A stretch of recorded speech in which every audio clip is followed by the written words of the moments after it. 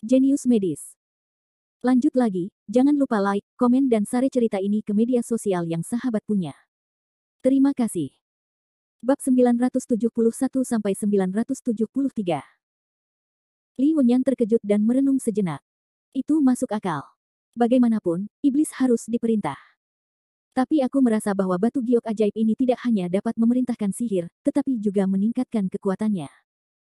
Sama seperti beberapa batu giok, mereka mengandung kekuatan langit dan bumi. Bisakah mereka meningkatkan kekuatan pemakainya? Jericho Lee telah mendengar beberapa rumor mengenai hal ini. Itu dia. Li Wenyan menarik napas dalam-dalam. Menurut apa yang baru saja kamu katakan, kunci iblis itu harusnya berhubungan dengan iblis rubah, batu giok iblis dengan iblis, roh misterius dengan para biksu bela diri, dan jarum suci medis dengan para leluhur. Masih ada sihir abadi 9 putaran. Keterampilan dan 9 Suanmen. Anda berkata, mungkinkah dari awal hingga akhir, ini seperti rencana kejutan? Apa? Jericho Lee tercengang. Kamu merangkai semua informasi ini bersama-sama. Suara Li Wenyan diwarnai dengan sedikit keagungan, dan dia berkata perlahan, pertama-tama, semua malapetaka berasal dari Sekte Iblis Surgawi, dan teknik abadi 9 putaran adalah keterampilan ilahi dari Sekte Iblis Surgawi. Adalah pelayan Sekte Iblis. Artinya, orang yang telah mempraktikkan keterampilan sihir abadi 9 putaran adalah juru bicara Sekte Tianmo. Ya. 500 tahun yang lalu, Wei Qiheng disihir oleh iblis rubah. Dia mempraktikkan keterampilan abadi 9 putaran dan memerintahkan iblis, yang membawa malapetaka ke dunia kultivasi. Jadi mengapa setan rubah melakukan ini? Saya kira iblis rubah ini mungkin adalah sisa dari Sekte Iblis. Kata-kata Li Wenyan luar biasa. Jericho Lee tertegun, tetapi segera merasa bahwa dia masuk akal, masuk akal. Pada zaman dahulu kala, terdapat banyak keluarga iblis yang selalu menjadi incaran manusia. Tidak mengherankan jika dia akan terlibat dengan setan seperti Tian Mozong. Terlebih lagi, legenda gunung dan sungai tidak menjelaskan apa yang terjadi pada iblis rubah itu. Dia bahkan mengetahui bahwa banyak klan iblis memiliki metode rahasia yang aneh, yang dapat menyingkirkan jangkrik emas. Seperti iblis rubah tingkat leluhur, iblis rubah ekor 9 memiliki 9 nyawa, yang dapat dikatakan abadi. Li Wenyan melanjutkan dengan sambil tersenyum, yah, jelas sekali bahwa iblis rubah, sebagai sisa dari Sekte Iblis, menyihir Wei Qiheng, mempraktikkan keterampilan abadi 9 putaran, dan memerintahkan iblis untuk membuat masalah. Jadi kunci iblis itu seharusnya ada pada iblis rubah itu sendiri. Xuan Shenling adalah dekrit kekaisaran yang disusun oleh pihak Teran, dan Yi Shengzhen mewakili leluhur Li Xuanwu. Jadi jelas sekali kalau nenek moyanglah yang bertugas melawan iblis. Semakin banyak Jericho Lee mendengarkan.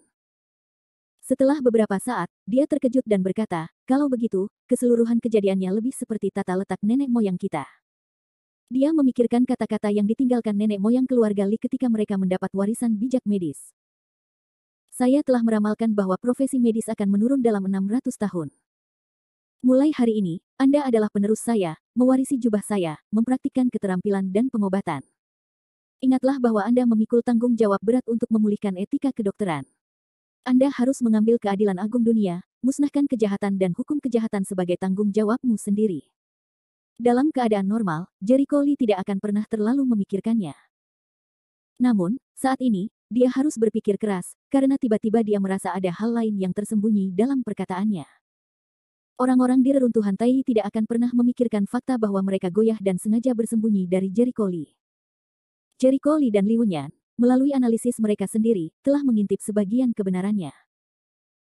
Karena nenek moyang meramalkan penurunan etika kedokteran 600 tahun yang lalu, dan mereka juga pergi ke peninggalan Taiyi, tidak masuk akal jika mereka tidak meramalkan bahwa Wei Qiheng akan membawa malapetaka ke dunia budidaya 100 tahun kemudian.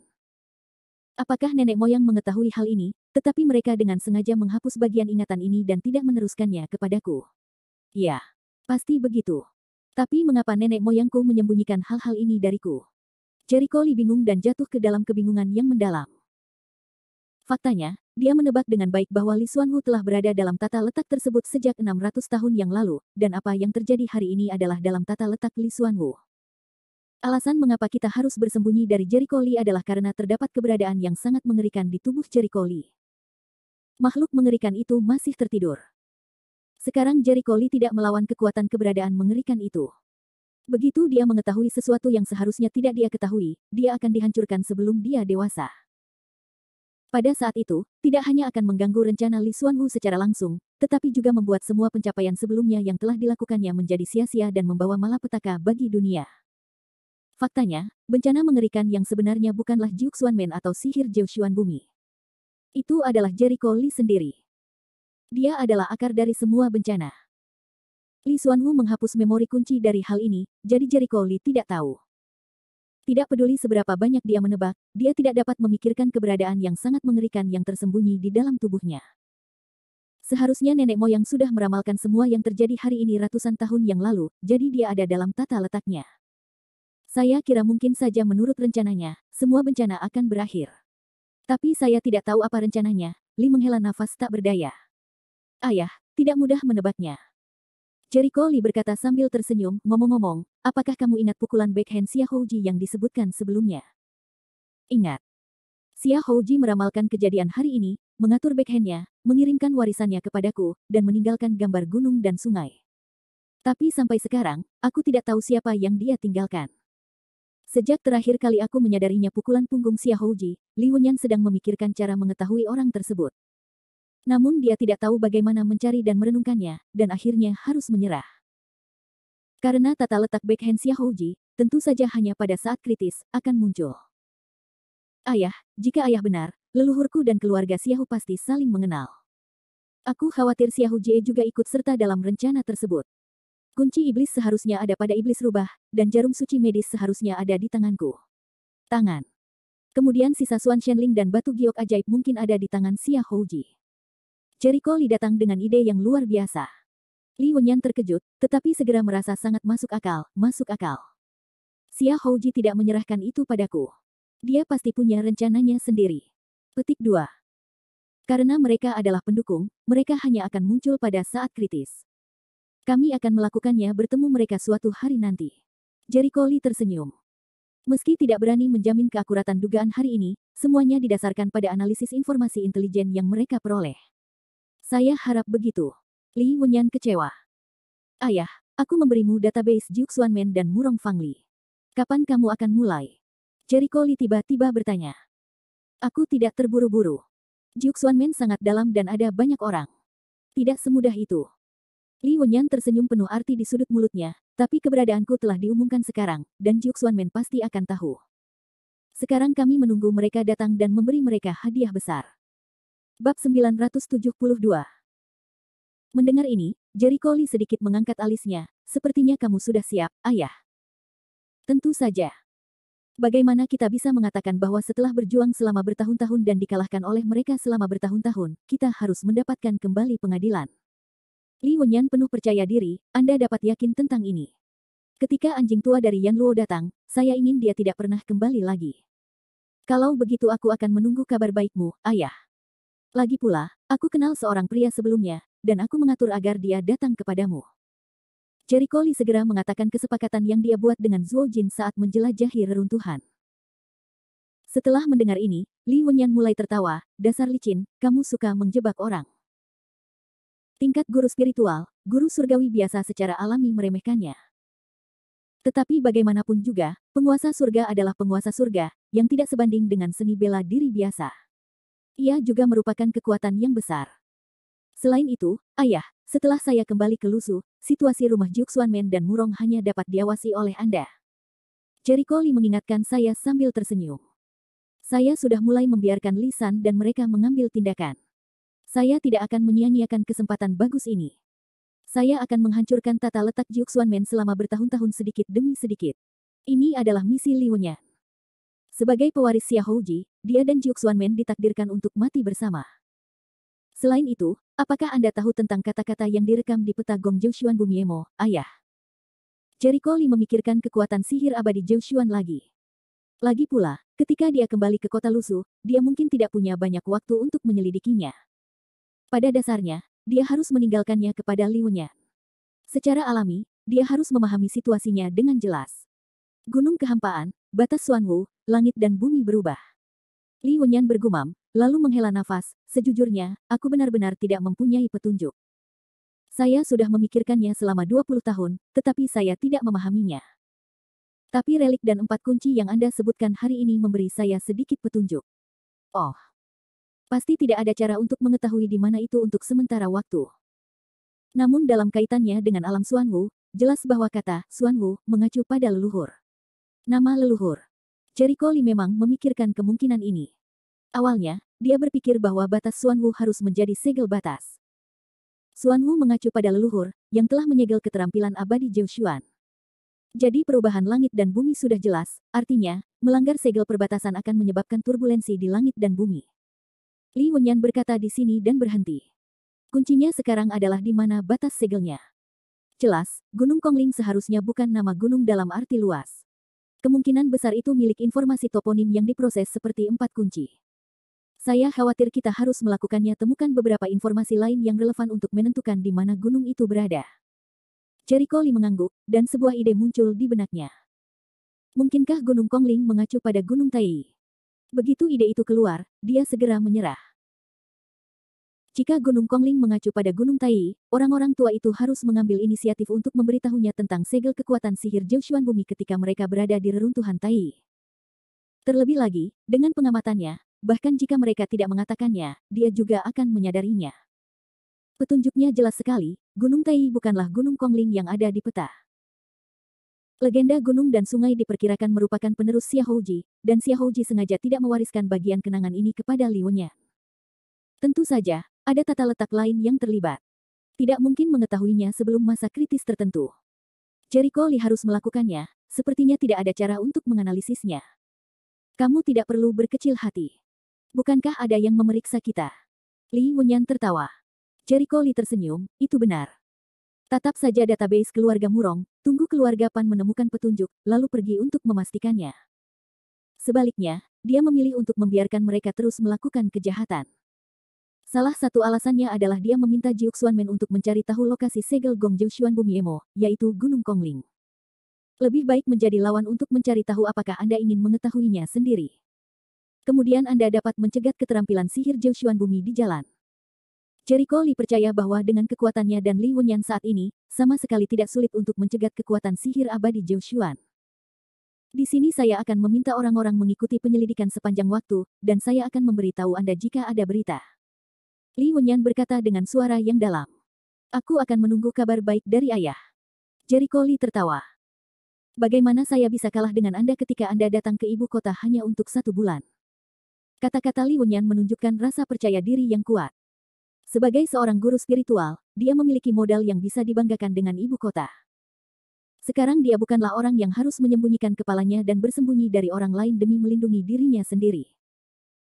Keluarga Li bukanlah keluarga kecil yang hanya bisa terjebak di kota Luzu dan akan hancur sewaktu-waktu. Haha, ayah, aku lega kalau kamu bilang begitu. Penerbangannya sedang check-in. Aku harus menutup telepon. Baiklah, jangan khawatir. Aku di ibu kota. Kesepakatan antara ayah dan anak mereka. Meskipun tidak ada dewa bela diri di ibu kota, ada Li Tianxuan yang sebanding dengan dewa bela diri.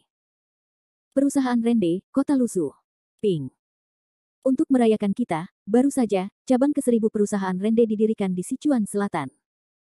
Ini juga mewakili nilai pasar perusahaan, yang secara resmi telah memasuki angka 500 miliar. Petik 2. Perusahaan bersorak, orang-orang sangat bersemangat. Tidak diragukan lagi, ini merupakan kabar baik yang menggembirakan. Sebagai perusahaan terkuat di Huaxia, setiap tindakan Rende telah menarik perhatian dunia luar. Tentu saja kinerja perusahaan tidak mengecewakan sama sekali. Hanya dalam beberapa bulan, perusahaan telah membuka 1000 perusahaan, dan ini tidak seluruhnya di Tiongkok. Ada banyak kota tanpa perusahaan cabang. Perusahaan Rende masih memiliki ruang pertumbuhan yang besar, meskipun pasar Tiongkok sudah jenuh, masih ada pasar luar negeri. Skala perusahaan Rende tidak seperti dulu, dan staf perusahaan terus bertambah. Namun staf kantor pusat di kota Luzu masih merupakan anggota inti yang awalnya bergabung. Dengan semakin berkembangnya perusahaan maka posisi mereka juga semakin meningkat. Sebagai anggota senior perusahaan, mereka menikmati status tinggi di perusahaan. Bahkan seorang karyawan biasa pun tidak sebanding dengan beberapa manajer di perusahaan cabang. Siapa yang mengizinkan orang lain bergabung lebih awal? Setelah sorak-sorai, Dou Shuai mengumumkan berita menarik lainnya, katakan, perusahaan telah mengembangkan beberapa produk baru dengan 5 elemen pil Huayu sebagai intinya, dan respons penjualannya cukup baik. Diharapkan dapat mendorong tingkat pertumbuhan perusahaan. Lebih dari 10%. Bab 973, aduh. Ada lagi ledakan kegembiraan dan sorakan. Kecepatan 10%. Kedengarannya tidak tinggi. Namun, untuk perusahaan dengan nilai pasar 500 miliar yuan, 10% adalah 50 miliar yuan, yang berarti dapat meningkatkan 50 miliar yuan pada basis aslinya. Umumnya kalau nilai pasarnya melebihi 10 miliar, itu sudah menjadi perusahaan besar. 50 miliar setara dengan beberapa perusahaan besar. Sungguh angka yang luar biasa. Di tengah keributan yang heboh, Dou Shuai turun dari peron. Seorang pria seperti manajer berlari ke arahnya dengan tergesa-gesa dan membisikkan beberapa patah kata. Katakan pada mereka secara langsung, itu tidak mungkin. Setelah mendengarkan Dou Shuai, dia melambaikan tangannya untuk menunjukkan kesabarannya. Tetapi mereka tampaknya tidak mau menyerah. Manajer berada dalam dilema. Wongka, apakah kamu masih perlu ragu? Menurut mereka apa perusahaan kita? Kamu ingin menjadi pemegang saham. Perusahaan Rende adalah milik Li Shao. Dia tidak setuju. Siapa yang berani melakukan pemotongan seperti itu? Dou Shuai mendengus dingin. Sekarang, kami memiliki 1.000 perusahaan, 7 atau 8 pabrik, dan hampir 50.000 karyawan. Tapi 50.000 orang ini sebenarnya bekerja untuk Jericho Li saja. Perusahaan Rende pada awalnya didirikan oleh Jericho Li. Itu juga dengan nama, Lie, yang bisa berkembang hingga tahap sekarang. Tanpa Jericho Li, apalagi perkembangan perusahaan, akan keluar dari kandungannya menjadi masalah. Sekarang beberapa orang merasa iri. Perusahaan Rende memiliki momentum perkembangan yang baik dan ingin mengambil bagian. Tapi Dou Shuai tidak sebodoh itu. Lepaskan kesenjangan. Jangan katakan dia tidak memiliki kemampuan ini. Meskipun dia benar-benar memiliki kemampuan ini, dia tidak akan mengemudi. Kini, dengan pesatnya perkembangan perusahaan, Rende bergema kemanapun ia pergi, bahkan di hadapan keluarga besar di ibu kota. Jericho Li memberinya posisi seperti itu. Jika dia benar-benar berani menjual perusahaannya, Jericho Li tidak bisa menghindarinya. Pada awalnya, Jericho Li menjelaskan dengan sangat jelas bahwa dia bisa memberikan kehormatan dan kekayaan kepada Dou Shuai, dan juga membiarkan Dou Shuai membuang debu dan kehilangan segalanya. Iya, Wengka menyeka keringat di keningnya. Beliau merupakan salah satu veteran di awal berdirinya perusahaan Rende. Dia sangat jelas bahwa Jericho Li adalah peran kejam yang tegas dan tegas. Siapapun yang tidak baik bagi perusahaan tidak akan mendapatkan akhir yang baik. Dia tidak berani mengambil resiko. Tapi Tuan Dou, orang-orang itu selalu menggangguku. Tidak masalah jika mereka menolak. Dan sikap mereka semakin kuat. Alasan mengapa Ongka merasa sangat sulit adalah karena sikap pihak lain yang lebih baik. Dan lebih galak, dan dia memiliki postur putus asa jika dia tidak setuju. Mendengar kata-kata itu, Dou Shuai mencibir, sulit. Di depan Li Shao, hal yang sulit itu adalah kentut. Dalam pertempuran pertama Menara Qiankun di ibu kota, dia melihat Jericho Li membunuh pedang ilahi Tianyu untuk membangun Zhouyu, mengakhiri generasi mitos. Siapa yang lebih kuat dari pedang Tianyu? Bersikap keras dengan mereka hanya mencari kematian. Ongka tidak tahu apa-apa tentang Wu Dao. Dia tidak mengerti kenapa Dou Shuai begitu meremehkan. Dou Shuai memandangnya dan mencibir, kamu tidak perlu khawatir tentang ini, biarkan Tuan Sun datang ke sini. Baiklah. Wongka merasa lega karena dia tidak perlu mengkhawatirkan hal itu. Tentu saja itu luar biasa. Setelah beberapa saat, Sun Qiang datang. Di perusahaan Rende, hanya Sun Qiang yang bisa mengatakan siapa yang memiliki posisi yang sama dengan Dou Shuai. Tahukah Anda, dalam hal hubungan dengan Jericho Li, yang paling dekat adalah Sun Qiang. Mereka adalah saudara besi. Sun Qiang bertanggung jawab atas formula produksi inti Wu Xing Hua Yu dan Sekolah Seni Bela Diri Rende juga merupakan satu-satunya keluarga Sun Qiang. Kita bisa melihat seberapa besar kepercayaan Jericho Li padanya. Bahkan Dou Shuai pun bersikap sopan saat bertemu Sun Qiang. Bahkan jika dia adalah CEO perusahaan Rende, dia tahu betul bahwa dalam hal posisinya di hati Jericho Li, dia tidak sebaik Sun Qiang.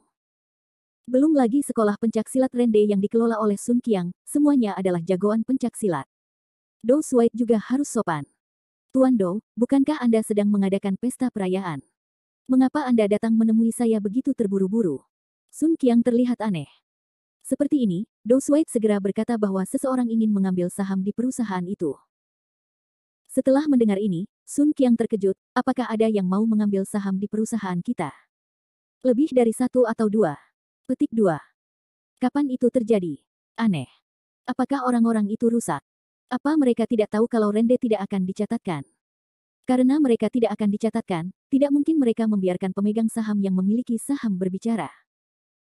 Mereka tidak menurutmu jika mereka memiliki saham, mereka akan dapat mengontrol suara perusahaan Rende dan melanggar batas perusahaan selangkah demi selangkah. Sun Qiang memiliki perasaan yang tidak masuk akal bahwa dia adalah orang luar di sektor bisnis. Namun dia juga tahu bahwa setelah banyak perusahaan go public, para pendiri asli perusahaan tersebut akan kehilangan suaranya. Banyak perusahaan yang didirikan setelah go public, dan perusahaan tersebut secara bertahap terkikis dan terpecah belah.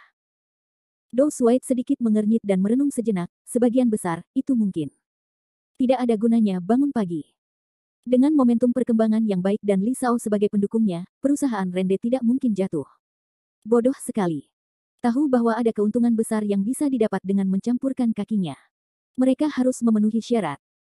Sun Qiang yang lucu mengalihkan pandangannya, jika mereka berada di awal perusahaan, mereka akan bertarung dengan saudara Jericho Lee, dan mereka pasti akan mendapatkan sepotong kuenya. Sekarang perusahaannya sudah berkembang lama.